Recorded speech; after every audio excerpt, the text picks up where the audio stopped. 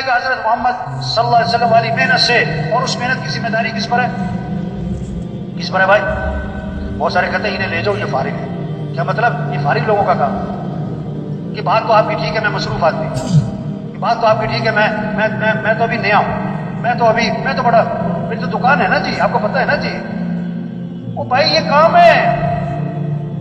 لوگ بہت سارے پتہ کیا کہتے ہیں، بہت سارے کہ مولوی صاحب جو آپ بات کہہ رہے ہو نا، اللہ کو راضی کرنا، دین پر چلنا، آخرت کی تیاری کرنا، دین کو دنیا میں پھیلانا، اللہ کے کلمے کو بلند کرنا، یہ سب باتیں ٹھیک ہیں، ہاں، اور یہ کام کرنے میں نے کیا کہتا ہے، ذرا میں سیٹ ہو جاؤں، ذرا میں کیا ہو جاؤں، ہاں، ذرا گھر سیٹ ہو جائے، ذرا بچے سیٹ ہو جائیں، ذرا دکان سیٹ ہو جائے، ذرا کاروبار سیٹ ہو جائے، ذرا فیکٹری سیٹ ہو جائے۔ اب مولوی صاحب نے کرنا ہی یہی ہے، اصل کام تو ہے یہ، ذرا میں سیٹ ہو جاؤں، 2 سال 3 سال 4 سال 5 سال سے یہ جملہ بول رہا ہوتا ہے کہ ذرا میں سیٹ ہو جاؤں، اتنے میں خبر آتی ہے موت ہو گئے، پھر غسل ہوا اور کفن ہوا اور جنازہ ہوا اور قبر میں اتارا، اور کیا کہا، ان کے کفن کی گریں کھول دو اور ان کا چہرہ قبلے کی طرف پھیر دو۔ پھر اوپر سے آواز آتی ہے، ہاں ہاں یہ سیٹ ہو گئے، ان پر مٹی ڈال دو۔ 2 سال 4 سال سے کہہ رہا تھا ذرا میں سیٹ ہو جاؤں، وہ کہاں جا کے سیٹ ہوا؟ قبر میں۔ ایسا سیٹ ہوا کہ مٹی ڈال دی۔ کس نے؟ بچوں نے۔ وہ بچوں کو سیٹ کر رہا تھا، بچوں نے باپ کو سیٹ کر دیا۔ اپنے ہاتھ بھی قبر میں جھاڑے، تیرا نوکر اپنا ہاتھ تیری قبر میں جھاڑے گا۔ اور بھائی یہ دنیا دھوکہ ہے۔ ہمارا اصل کام ہے اللہ کے دین کو دنیا میں پھیلانا۔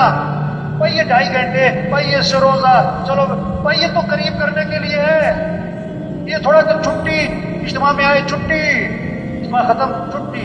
میں نے ساتھی سے پوچھا ڈرائیور کے اجتماع کے بعد کہ ماشاءاللہ آپ 3 دن یہاں رہے، بیان سنے، مذاکرے سنے، بہت ساری باتیں سنی، اب آپ واپس جا کے کیا کرو گے؟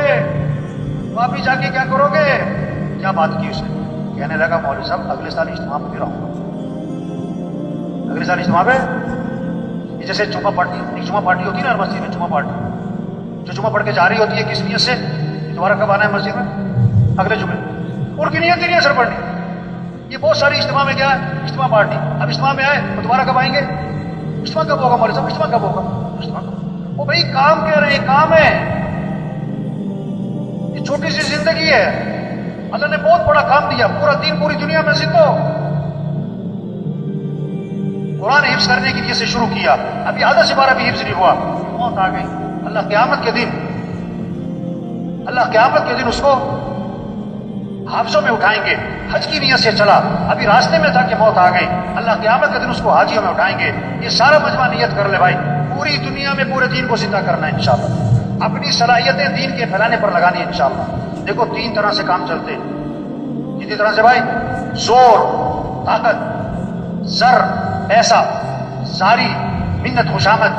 تبلیغ کا کام نہ زور سے چلتا ہے نہ زر سے چلتا ہے، کس سے چلتا ہے بھائی؟ زاری، دن میں لوگوں کی منت خوشامد، اور رات کو کس کی بھائی؟ یہ مجمع بہت قیمتی مجمع ہے، ہاں بڑا اہم مجمع ہے، ہر طبقے کے لوگ۔ اور سچی بات ہے یہ مجمع خود نہیں آیا، کون لایا ہے؟ یہ بہت بڑی نعمت، اللہ کی بات کو بولنا، سننا، اس ماحول میں آنا، یہ نعمت ہے، نعمت ہے، نعمت ہے۔ اس کی قدر کیا ہے؟ یہ جو بات کہی جا رہی اس کو کرو بھائی، یہ جو سنی جا رہی اس کو کرو بھائی۔ یہ کہنا سننا کرنے کے لیے، صرف کہنا سننا برائے کہنا سننا نہیں۔ ہمارے ضلع حاجی مشتاق صاحب رائے، میرا ترجمہ تھا، عربوں میں بیان فرما رہے تھے، وہاں لگے آج تبلیغ میں کیا ہوا، کہنے والا کہہ کے فارغ، سننے والا سن کے فارغ۔ اس پر مثال دی انہوں نے کہ بیوی جو ہے اپنے خاوند سے کہہ رہی، صبح جب جا رہا تھا وہ دکان اپنے کام پہ، کہ بھائی چینی ختم ہو گئی، چینی لانی ہے، بہت اچھا۔ آٹا بھی ختم ہو گیا، آٹا بھی لانا ہے، بہت اچھا۔ چائے بھی ختم ہو گئی، چاول بھی ختم ہو گئے، بہت اچھا۔ گھی بھی تھوڑا سا رہ گیا، یہ بھی لیتے آنا، فلاں چیز بھی لیتے آنا۔ وہ بولی جا رہی ہے، وہ سنتا جا رہا ہے۔ شام کو آیا تو خالی ہاتھ، بیوی نے کہا میں نے تمہیں یہ کہا تھا، یہ کہا تھا، یہ کہا تھا، اس کا کیا بنا؟ انہوں نے کہا تجھے کہنے کا ثواب، مجھے سننے کا ثواب۔ او بھائی یہ کہنا سننا کرنے کے لیے بھائی، یہ کہنا سننا کس کے لیے بھائی؟ چھوٹی سی زندگی ہے، کام کریں، اصل آخرت ہے، مر جانا، چھوڑ جانا ہے، یہ سب کچھ ختم ہو جاتا ہے۔ ایک وقت ہم دنیا میں نہیں تھے اور دنیا کا نظام چل رہا تھا، اور ایک وقت آئے گا ہم دنیا میں نہیں ہوں گے اور دنیا کا نظام چل رہا ہوگا۔ آج ہم سب زمین کے اوپر ہیں اور کچھ عرصے بعد ہم سب زمین کے نیچے۔ حاجی مشتاق صاحب کا بیان تھا عربوں میں ترجمہ کر رہا، اب ان کی باتیں ایسی ہوتی تھی بات بات تمہیں سمجھ میں نہیں آتا. تو بیان میں کہنے لگے کوئی کہتا ہے ہندوستان ہندوستان، کوئی کہتا ہے پاکستان پاکستان، ہندوستان نہ پاکستان، قبرستان قبرستان. وہ عرب مجھے کہ ترجمہ کرو، میں کہا میں کیا ترجمہ کروں؟ او بھائی سب چھوڑ جائیں، اصل کام کریں. 5 ضرورتیں ہیں ان کو سادگی پر لے آئیں. کھانا سادہ کریں، کپڑے سادہ کریں، مکان سادہ کریں، شادی سادی کریں اور سواری کو سادہ بنائیں. زور لگے کس پر؟ دعوت، دین، تبلیغ، اللہ کا پیغام، سے روزہ، چلہ، 3 چلے، سال 7 ماہ، روزانہ کی محنت، روزانہ کا مشورہ، روزانہ کی ملاقاتیں، گھر گھر پھرنا، جگہ جگہ پھرنا، اللہ کے پیغام کو پہنچانا. سے روزے کی جمع نکلے، طاقت خرچ ہو، 3 چلے کی جمع نکلے، اس میں قوت خرچ ہو، اس میں صلاحیت لگے، معاشرے میں بیٹھے چکنا ہو کے بیٹھے، چکنا ہو کے رائے دیں. جو محنت کرے گا وہی رائے دے گا نا. جو سارے دن محنت نہیں کرتا وہ رائے کیا دے گا؟ وہ رائے کیا دے گا؟ اللہ نے بہت بڑا کام دے دیا بھائی، بہت اونچا کام دے دیا، بہت اونچا، انبیاء والا کام، انبیاء والا کام. کسی کو سفیر بنا دینا حکومت 1 مہینے کے لیے عارضی طور پر، اور 20 سال پرانی بات ہے تو ابھی تک اس کے بھتیجے اور بھانجے لوگوں کو بتاتے میرا چچا سفیر رہا ہے، میرے دایا سفیر رہے ہیں. سفیر ہونے کو اتنی بات سمجھتے، اتنی بڑی بات. جو تبلیغ کا کام کرے گا وہ کس کا سفیر بنے گا؟ حکومت کا سفیر ہونا بڑی بات کہ اللہ کا سفیر ہونا بڑی. یا ایھا الذین آمنوا کونوا انصار اللہ، اے ایمان والو اللہ کے دین کے مددگار بن جاؤ.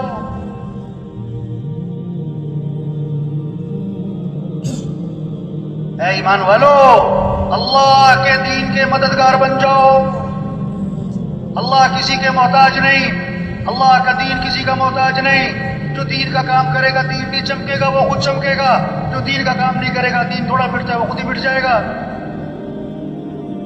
بادشاہ کسی کو اپنی خدمت کے لیے رکھ لے، یہ بادشاہ کا احسان ہے، خادم کا کمال نہیں.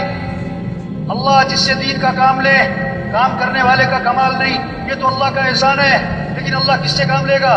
بھائی صاحب فرمایا کرتے تھے جو تیار ہوگا اس کام کے لیے اللہ اسی سے کام لے گا. جو کہے گا میں تیار ہوں، اور جو کہتا میرے پاس ٹائم نہیں، میں تو مصروف ہوں، میری تو دکان ہے، میرا تو گھر ہے، میری تو مصروفیت ہے، میری تو بڑی ذمہ داری ہے، اللہ تو کسی کے محتاج نہیں. جو اپنا کام کرو بھائی، اپنا کام کرو. دین کا کام اللہ کے فضل سے ہوتا ہے، اللہ کے کرم سے ہوتا ہے. اللہ کسے توفیق دیتے ہیں؟ جو اپنے آپ کو پیش کرتا ہے. یہ جتنا مجمع بیٹھا ہوا ہے آج تک ہم سے جو اس کام میں، دعوت کے کام میں، تبلیغ کے کام میں، یہ اپنے اپنے محلوں کا انجن بیٹھے، اپنے اپنے علاقوں کے انجن بیٹھے. انجن تیز چلے گا ڈبے تیز، انجن آہستہ ڈبے آہستہ، انجن کھڑا ڈبے کھڑے.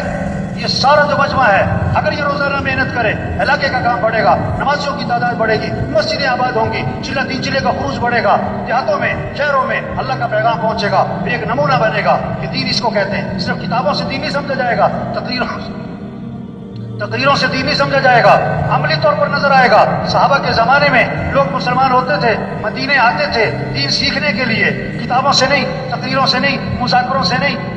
کیسے دین سیکھتے تھے؟ انہیں عملی طور پر نظر آتا تھا. معاشرت والا دین، اخلاق والا دین، معاملات والا دین، گھر والا دین، مسجد والا دین، مالداروں کا دین، غریبوں کا دین زندگی میں نظر آتا تھا. آنکھ سے دیکھتے تھے، دین کو سمجھتے تھے. 1 ہفتہ ٹھہرتے تھے، 2 ہفتے ٹھہرتے تھے، 1 عشرہ ٹھہرتے تھے، 2 عشرے ٹھہرتے تھے اور واپس آ رہے ہوتے تھے. اور کتنے صحابہ کے بارے میں اللہ کے نبی نے فرمایا قد فقہ الرجل، یعنی فقیہ بن گئے، دین کی سمجھ پیدا ہو گئی. کتابوں سے نہیں، تقریروں سے نہیں، عملی طور پر دین نظر آتا تھا. آپ نے ایک چیز کو دیکھا، ایک چیز کو سنا یا پڑھا، زیادہ اثر کس کا ہوگا؟ جو آنکھوں سے دیکھا ہے. آپ نے سنا کہ ایکسیڈنٹ ہوا، 100 آدمی مر گئے، اخبار میں پڑھا ایکسیڈنٹ ہوا ہے، 100 آدمی مر گئے. اپنی آنکھوں سے دیکھا ایکسیڈنٹ ہوا ہے، 1 آدمی مر گیا. آپ کے دل و دماغ پر زیادہ اثر کس کا ہوگا؟ 1 کا، کیونکہ دیکھا ہے، 100 کا نہیں، سنا ہے. دین سن کے نہیں، پڑھ کے نہیں، دیکھ کے سمجھا جاتا ہے. ایسا معاشرہ وجود میں آئے جہاں 100% دین زندہ ہو. ایک ساتھی آیا کسی علاقے کا، میں وہاں رائے میں بیٹھا تھا، صبح خطوط میں ایک ساتھی آیا، اس نے اپنے کام کی تعریفیں کی. ہمارے علاقے کا کام، اتنا بڑا شب جمعہ، اتنا بڑا مرکز، اتنی سال کی جماعتیں، اتنی 7 ماہ کی جماعتیں، اور اتنا منگل کا مشورہ، اور اتنی روزے کی جماعتیں ہر ہفتے، اور اتنی چلے کی جماعتیں، اور ہمارا اتنا بڑا اجتماع ہوا. وہ ایسے باتیں کر رہا تھا جیسے کام ہو چکا.